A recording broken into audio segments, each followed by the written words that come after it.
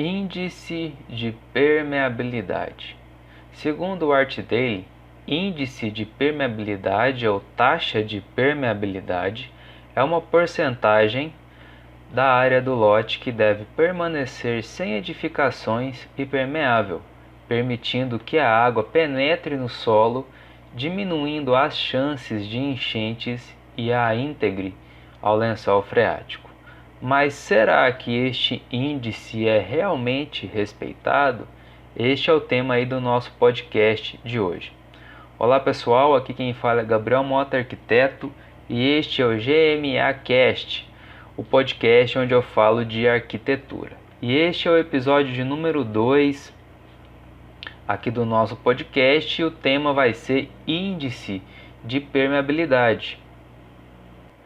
Como eu já falei aqui na abertura, tem um artigo do Artdale que ele fala sobre diretrizes urbanas. Ele foi publicado em 19 de fevereiro de 2022 e ele dá explicações sobre taxas de ocupação, coeficiente de aproveitamento e taxa de permeabilidade. Para quem não sabe, essas taxas de ocupação, coeficiente, índices são diretrizes urbanas para o planejamento urbano, da cidade, para a expansão urbana. Na teoria, a ideia é para você ter controle, da expansão urbana e fazer isso de forma ordenada. Na teoria, essa é a ideia. Mas dentro desses vários índices urbanos, nós temos um aqui que vai ser o tema do nosso podcast, que é a taxa de permeabilidade ou índice de permeabilidade, que segundo o Artdale aqui também, no artigo do Artdale, ele explica muito bem que é o seguinte, que é uma porcentagem da área do lote que deve permanecer sem edificações, permitindo que a água penetre no solo, diminuindo as chances de enchentes e intriga ao lençol freático, como eu falei aqui na abertura. O que a lei fala? Aqui no artigo ele continua, no Artdale ele fala o seguinte, que seja de acordo com o adensamento de uma zona ou sua proximidade de áreas mais naturais. Os valores podem diferir bastante numa mesma cidade. Ele deu exemplo aqui de São Paulo, onde os valores mínimos variam de 15% a 25%. Por isso é importante sempre conferir o Código de Obras para saber a taxa de porcentagem permitida no seu lote. Então, quem determina o índice de permeabilidade vai ser o plano diretor ou o Código de Obras da sua cidade. E esse índice de permeabilidade ele vai ser definido através do zoneamento da cidade. Cada parte da cidade tem um zoneamento. Temos aí, geralmente na maioria das cidades, temos aí o zoneamento, a zona industrial, a zona residencial, termos aí zona residencial 1, zona residencial 2, 3, temos a zona mista, que é um espaço residencial e ao mesmo tempo comercial, temos a zona industrial, enfim, e cada zoneamento tem uma diretriz urbana e uma taxa de permeabilidade diferente. Essa taxa de permeabilidade diferente é a sua porcentagem, seja 20%, 30% ou 15%. Tá, mas 15% de quê? Resumindo, você precisa, digamos assim, que você tem um terreno de 200 metros quadrados e você precisa ir, o zoneamento lá diz que você precisa ter uma taxa de permeabilidade de 20%. Isso significa que você precisa deixar 20% do seu terreno como uma área livre, uma área onde você precisa deixar, digamos assim, fazer um jardim ou deixar na terra para que a água da chuva penetre nesse espaço, nesses 20% de área do seu terreno. Então, teoricamente, você pode estar construindo em apenas 80% do seu lote. Por que eu disse teoricamente? Porque você precisa a quantidade de construção, a densidade da sua construção, vão ser outras diretrizes, né? Outros índices que vão definir a densidade da sua construção. Mas, simplificando, você vai poder construir apenas em 80% do seu lote. E os 20% teriam que ser usados para índice de permeabilidade, para você deixar lá sem nada construído, e você também não pode cobrir, não pode colocar telhado. Então esse seria o espaço para a água da chuva descer e penetrar aí pelo lençol freático dentro do seu lote. Na teoria, essa seria a ideia, uma ideia até interessante, uma forma até de evitar o carregamento, né, o excesso de água nas ruas, evitando enchentes e alagamentos. Mas na prática, o que acontece com relação ao índice de permeabilidade? Você deseja fazer uma construção, então você monta o seu projeto de arquitetura, monta o projeto legal e leva na prefeitura. Ele vai ser passado por uma análise, e dentro dessa análise de projeto vai ter uma parte lá da taxa de permeabilidade, onde vai estar lá a porcentagem que você vai estar deixando para a permeabilidade do seu lote. Aí tudo bem, bateu dentro do Código de Obras, eles vão aprovar seu projeto, é claro, juntamente com outras diretrizes estando corretas. Então, ok, o projeto é aprovado, você recebe seu alvará e faz a construção, recebe seu habite, porém com o tempo acaba com que as pessoas, os moradores, acabam ou cobrindo essa área que era para ser permeável, ou acaba concretando esse espaço que era para ser permeável.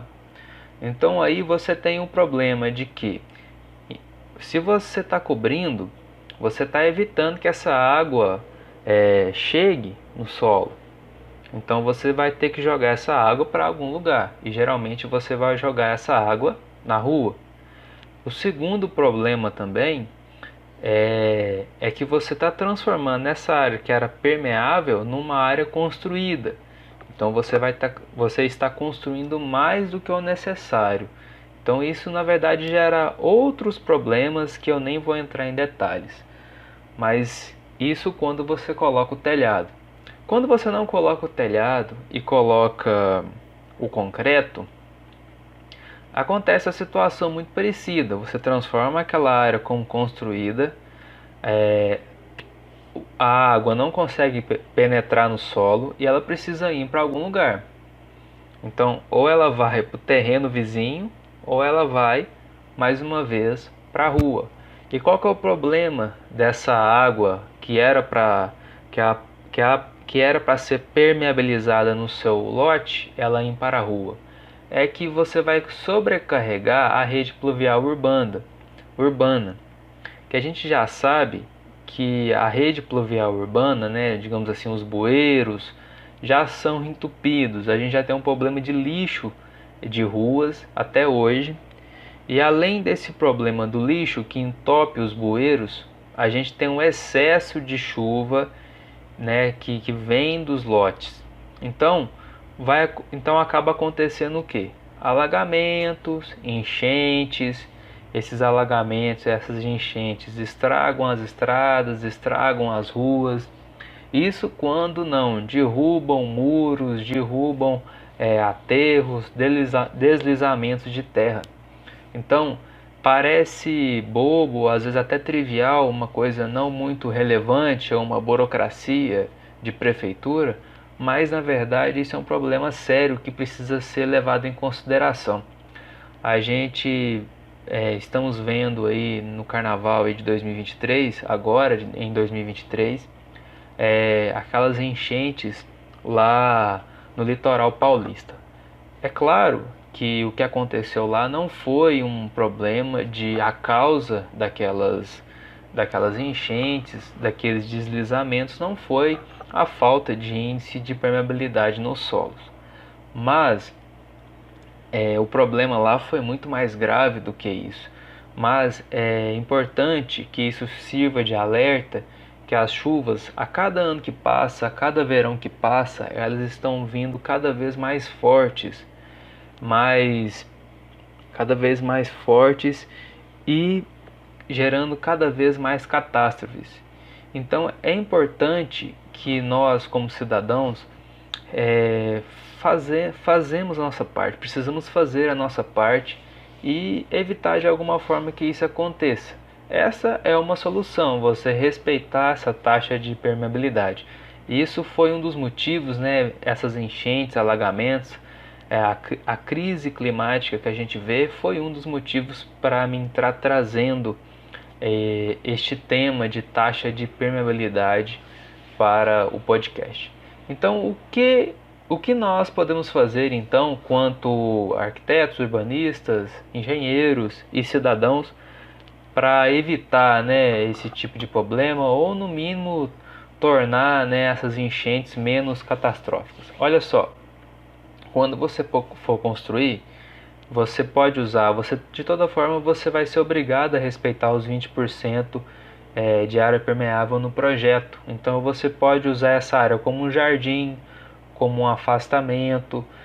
Você pode também, um afastamento, lembrando que é um recuo, né, da rua, ou melhor, da calçada até o início da construção, que é obrigatório esse afastamento não ser construído. Então, consequentemente, você pode estar usando aquele espaço ali como uma área permeável.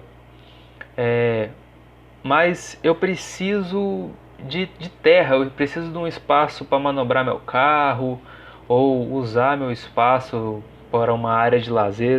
Eu não queria perder, entre aspas, este espaço. Como é que eu faço? Você pode usar o tijolo drenante ou piso drenante, lembrando que cobrir a área permeável não é a solução. Você precisa deixar essa área descoberta para a água penetrar no solo nessa área permeável.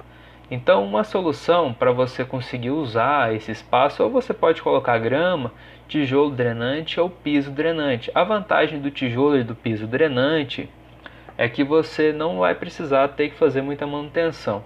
Isso é interessante em prédios e também interessante para quem não tem tanto tempo assim para ficar mexendo com o jardim. Mas essa é uma opção muito melhor do que você concretar de qualquer maneira, você cobrir de qualquer maneira e acabar dando algum problema, às vezes não para você, mas para o seu vizinho, ou às vezes acabar prejudicando aí, né, sobrecarregando a rede pluvial urbana. Então é isso. Mas tem algumas situações também que às vezes a gente precisa de adensamento no caso de um prédio. Eu quero fazer um prédio, eu quero fazer muitos apartamentos e será que eu consigo aprovar um projeto onde o índice de permeabilidade é menor do que o mínimo exigido? Em algumas situações isso pode ser feito, mas você terá que respeitar outras exigências. Isso vai depender, é claro, de cada cidade, mas tem situações em que você precisa conter a água da chuva e soltá-la aos poucos. Em alguns casos, a cada metro quadrado que você constrói a mais, você vai ter que, a cada metro quadrado, 200 litros de água que você precisa conter. Então, se eu quero usar 2 metros quadrados a mais para construir, você precisa então conter 400 litros de água. Ou seja, em dias de chuva você vai ter que usar um reservatório para conter a água da chuva. Só que aqui no caso a ideia é apenas você conter a água da chuva e fazer com que ela vá para a rede pluvial urbana, ou seja, vá para a rua de forma lenta. Então você precisa apenas conter por um tempo e fazer com que ela vá de forma lenta para a rua, para evitar assim enchentes e alagamentos. Mas já que a intenção é conter, já que você precisa conter essa água da chuva, você pode também reaproveitar essa água da chuva. talvez, né, na descarga de banheiro, você pode utilizar ela ali na jardinagem para regar uma planta. É claro que isso vai requerer um investimento a mais do construtor, vai requerer uma mão de obra, uma manutenção a mais a longo prazo, mas a longo prazo também vai significar economia de água. Então é uma solução aí caso você precise de muito adensamento, mas ao mesmo tempo queira respeitar aí o índice de permeabilidade, tá certo? Então aqui eu vou concluir então o meu podcast. Então respeite-se o índice de permeabilidade, respeite a área permeável aí da sua construção no projeto e também na execução. Essa é a nossa contribuição para a gente que vai construir, para que tenhamos menos alagamentos e enchentes, ou no mínimo enchentes e alagamentos menos catastróficos. Então eu fico por aqui, eu agradeço aí a sua atenção e um abraço e até o próximo podcast.